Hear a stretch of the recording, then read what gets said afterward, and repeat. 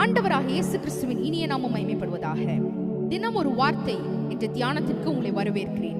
நீதிமொழிகள் 30ஆம் அதிகாரம் 3ஆம் வசனம். தேவனுடைய வசனம் எல்லாம் புடமிடப்பட்டவைகள், தம்மை அண்டிக் கொள்ளுகிறவர்களுக்கு அவர் கேடகமானவர்.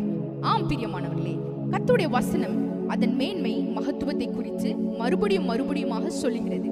தேவனுடைய வசனம் எல்லாம் புடமிடப்பட்டவைகள், அதாவது சுத்தமானவைகள்.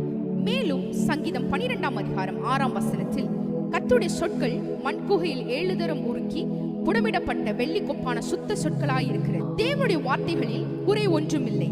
ஆகவேதான் கர்த்தருடைய வேதம் குறைவற்றதும் ஆத்துமாவை உயிர்ப்பிக்கிறதுமாயிருக்கிறது. கர்த்தருடைய சாட்சி சத்தியமும் பேதையை ஞானியும் ஆக்குகிறது. தேவனுடைய வார்த்தையை நம்புங்கள், அதன் நம்பிக்கை தன்மையை குறித்து உறுதியாயிருங்கள். அதுவே நம்முடைய கிறிஸ்துவ வாழ்க்கையின் அஸ்திபாரமாயிருக்கிறது. ஆம் பிரியமானவர்களே, மேலும் தம்மை அண்டிக் கொள்ளுகிறவர்களுக்கு அவர் கேடகமானவர்.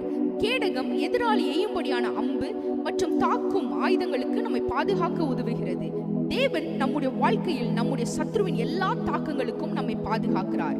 நமது ஆத்துமாவுக்கு எதிர்மறையாய் எழும்படியான அனைத்திற்கும் நம்மை பாதுகாக்கிறார்.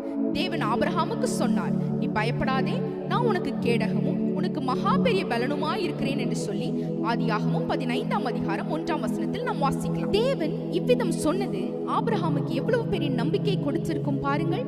தேவாதி தேவன் ஆபிரகாமை அழைத்தவராக மாத்திரமல்ல, தொடர்ந்து பாதுகாக்கிறார். ஆம் பிரியமானவர்களே, நம்முடைய வாழ்க்கையில் தேவனை அறியாத மக்கள் மத்தியிலிருந்து பிரித்தெடுத்து அழைத்திருக்கிறார்.